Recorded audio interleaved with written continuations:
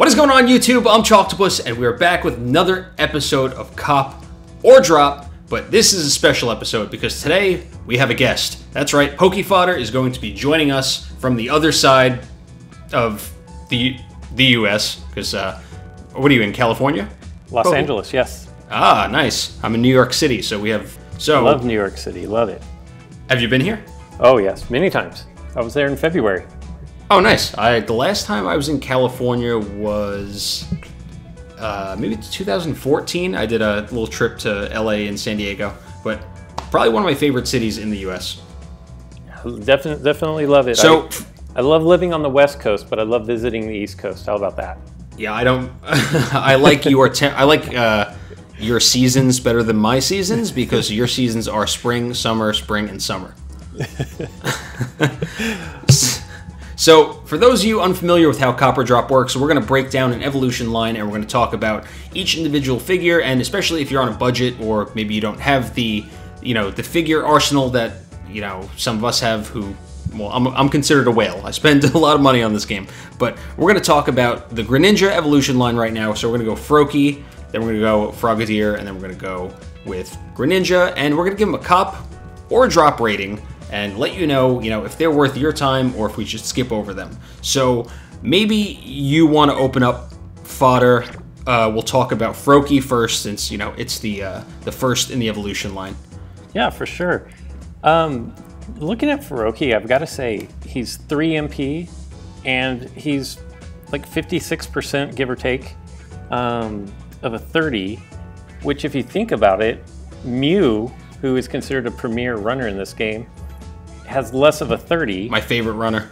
Yeah, but he has less of a 30 wheel than Froakie does. For an uncommon Pokemon, you're getting baseline of a 12 miss, which there are some EXs who have a baseline of 12 miss. With a level 5, you can get that down to 8, and you've got a 28 dodge. There's a lot to like here. I'm not gonna lie. He can a chain level, and you've got a 31 as is. He can hang with Mew. The difference is he doesn't have the shuttle flip, and he's not gold. But he doesn't. Yeah, go ahead. Oh no, sorry, I didn't mean to interrupt you, but if you think about all the uncommon runners and especially some of the Gen 1s, I feel like Froakie is probably a better option, and most newbies have probably pulled a Froakie from one of their daily boxes, and it's actually, you're right, it's an attractive starting option, especially if you need a runner. If you need something that could possibly evolve into a Frogadier early game, because it has a very large piece of its wheel that deals damage. So paired with an X attack or something that's going to bump that a little bit, you might be able to get a nice early evolution there. Oh, absolutely, I totally agree. And if you're looking at this, there's a lot to like here. A comparable dodge to, say not quite as big as a Squirtle, but Squirtle is considered the premier entry-level runner.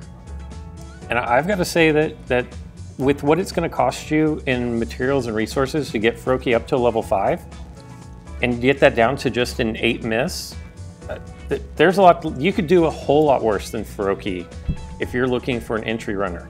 And with the water gym going on currently, there's a good chance that you've gotten one of these out of the new time boosters or one of the orange boosters.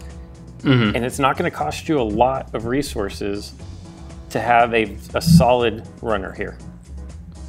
Now, I don't know if I would spend 450 material on it. I would say it's more of a figure that if you have, you should use, but I wouldn't go to the material exchange, and I wouldn't expend the 450 material when you can save that for, probably an EX figure or a more premium figure like Greninja, or,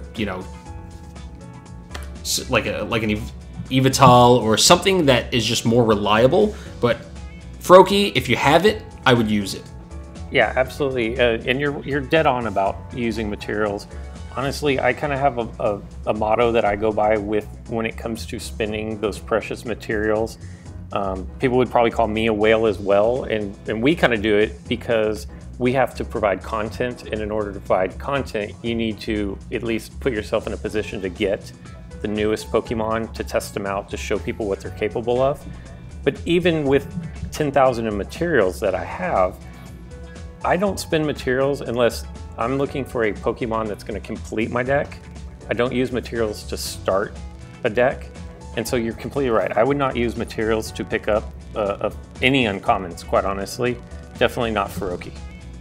I mean, early in the game, when I first started playing, I would spend my materials on uncommons just to do troll decks. Like, I think I bought maybe 2 or 3 tentacles just to complete a tentacle deck, when in retrospect, probably should not have done that, in hindsight. We're in the same boat. 900 material I wish I saved. Because, I did it for the lulz. Yeah, for sure, for sure. I did the same thing. I was trying to put together a water deck, and I was like, wow, if I can... when I first started and they were doing the North American or the worldwide sextuple packs, I got a Manaphy, and I'm like, wow, that's really the only way I can compete is by buffing these common and uncommon Pokemon by 20. So I did the same thing. I was like, Tentacles damage stacks. I can buy some of these. Cool, I'll do it. And in retrospect, it was material not well spent.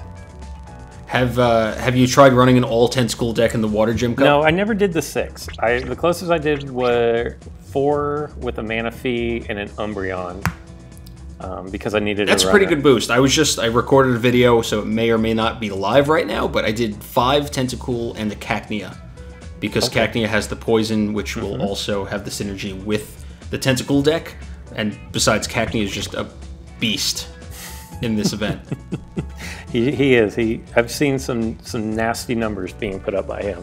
500, 600. It's crazy for a common figure. You level it up. You hit level 5. It can't miss, and then you just chain level it. It's wild. A lot of time invested in those.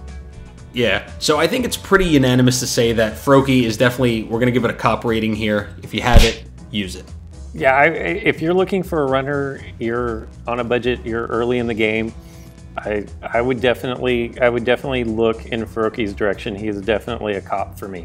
All right, so next figure in the evolution line, Frogadier, who is just a slightly more badass frog than the last one. So, taking a look at Frogadier, and honestly, this might be my favorite starter, of this generation.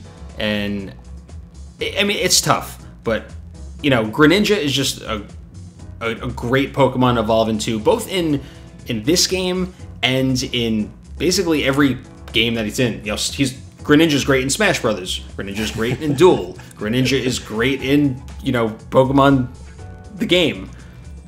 He'll be good in Pokemon Go when it comes out. True. I gave up on Pokemon Go because it was a little too slow for me. I mean, when the whole hype was there, I was a part of it. But, as it died down and Niantic kind of failed to provide the frequent updates, I had to kind of drop out there. But talking about Frogadier, take a look at it.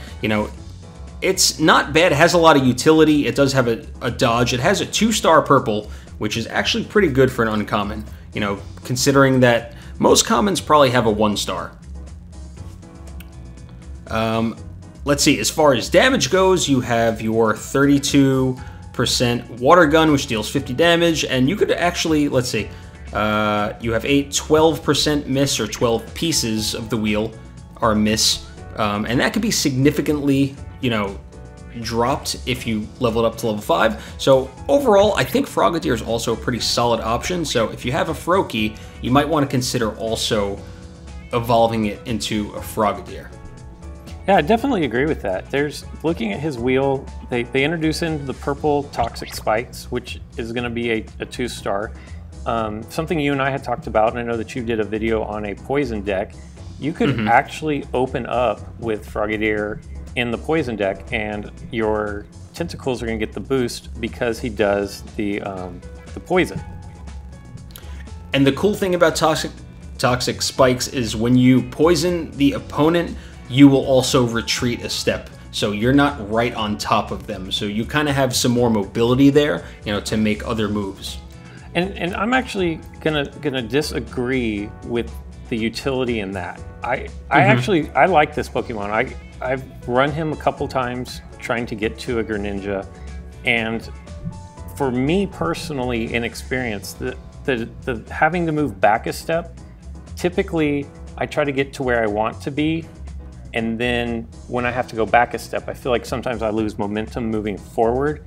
And it can also kind of put you in a bad situation as far as surrounds go as well. So you definitely want to be careful when attacking with him. Make sure that not only in front of you is clear, but you also kind of have to know what's going on to the backside as well. And to me, that is his downside as far as his wheel goes, is the fact that he could get displaced by winning an attack.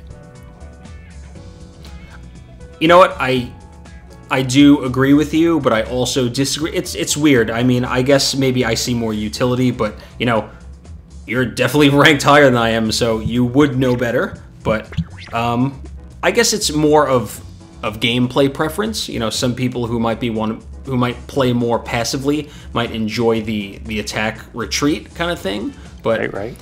You know, it all comes down to play style and the team that you have built around it. So personally, I would give Frogadier a cop rating as well. I think it is a good figure for what it's worth, and you know, for the wheel. But what do you think? I think it's a cop as well. I actually took mine up to level 5, just dumping extra resources into him. Whenever you get him to level 5, he only has 8 miss segments, so you take the 12 down to 8. I actually would bump up the dodge if you're going to use him as a standalone. I think so too.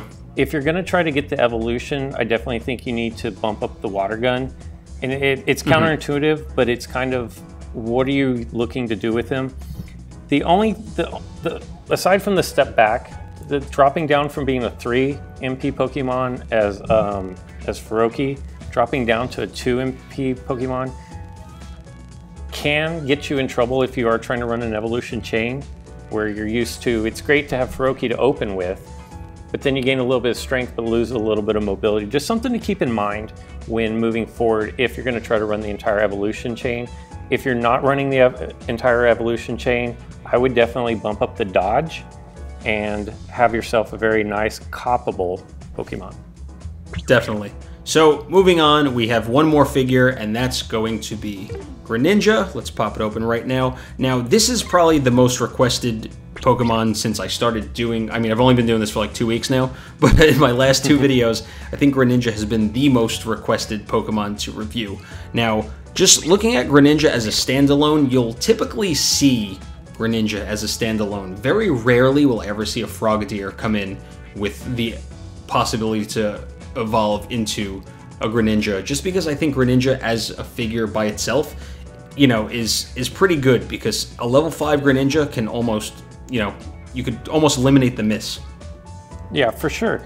This is one of the premier runners in the game, and we won't make, there's no denying that.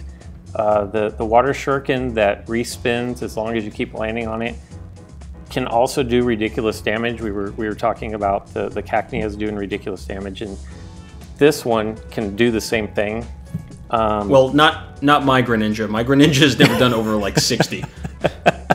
Well, and that's the thing to keep in mind, is when you're using the spinner wheel that keeps spinning, if you level this thing all the way up and you choose to put all your resources into that, that's going to be 44, so we'll call it 44%. I know that's not an exact number, but it's close enough to count.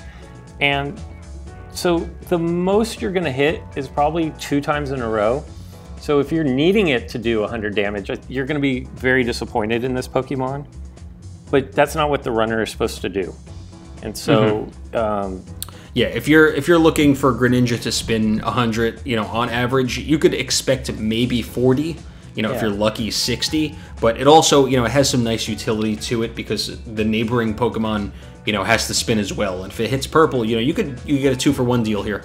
Yeah, and that's huge. And if you are going against, say you're going against a Reuniclus, the fact that his spinning portion of his wheel is gold is huge. And then, like you said, the passive of a connecting opponent Pokemon spinning as well, if that lands on purple, that could absolutely destroy your opponent and ruin everything they have going.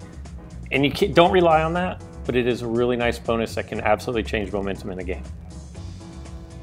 It is, and I think Greninja takes a lot of heat because people expect Greninja to be more than it is. They expect it to be a real heavy hitter, when in reality, you're using it to really try and knock out those with heavy purple attacks, and you're trying to use it to get better board positioning. Yeah, absolutely. And when people ask, and I know you get the question a lot too, of should I use materials on, and then they throw out Greninja. Well, don't get Greninja thinking he's going to make your team a powerhouse. He has a very good role. He's very good at what he does, but he's not going to, he has no use against a Moltres, for example. You know, maybe the 16% that you land gold onto his purple, but like that's not his role, like you said. And so if that's what you're looking for, he's a runner, and a runner with 60, that's one of the higher, aside from the Latios and Latias twins, I think 60 might be the highest damage possible for a runner, if I'm not mistaken.